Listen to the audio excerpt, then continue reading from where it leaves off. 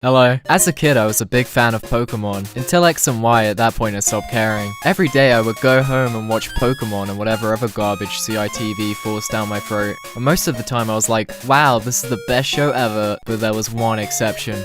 One episode that absolutely terrified me. Entitled School Days. Or in the Japanese version, it's ghost time after school. So why did this episode of Pokémon scare me so much as a kid?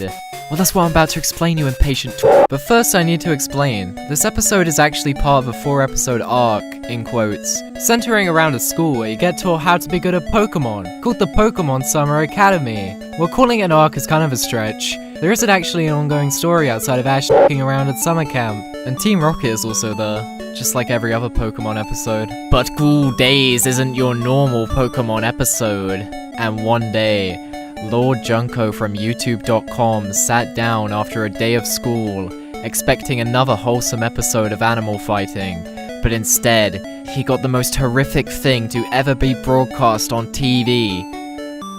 This. The episode starts like the other episodes in this arc do, with everyone at the summer camp being given some tasks they have to do, so Professor Rowan could go fornicate with his secretary in peace. This episode they have to go to a shrine to get a medal, and they have to have partners for some reason. And while Brock looks for the perfect child to be his partner, Conway, who is actually a character from a previous episode, I didn't know they ever brought those back, is walking around by himself and making worthless observations until...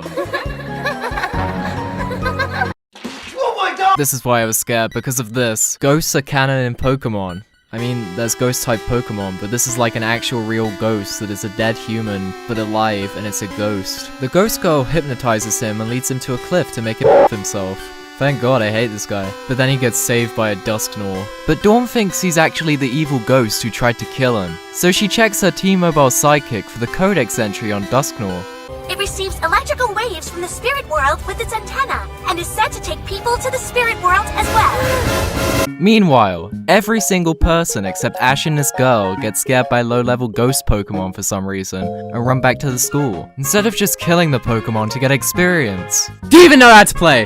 Uninstall! They go back and Professor Rowan states that there is no Dusknoir here, I mean... No sense for a forest-dwelling Dusknoir to be in a place like this in the first place! Yeah, dumbass, why would a forest-dwelling Pokemon be in this forest? But actually, the reason a Dusknoir is here is because when Professor Rowan was renovating an ancient shrine, he hired the lowest-rated guys on checkertrade.com because he's a real cheapskate, and they accidentally smashed open a cave that was actually an entrance to the spirit world, aka Hell. So the afterlife is also canon in Pokemon, guys. Only humans though.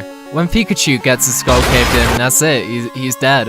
The Pokédex states that Dusknoir will take people to the spirit world. It's possible that Dusknoir is attempting to take someone back with it. Okay, so now it's established that this dead girl is attempting to take people to hell with her through a cave, which having a guy fall off a cliff seems kinda counter to that, but maybe that one was just for fun.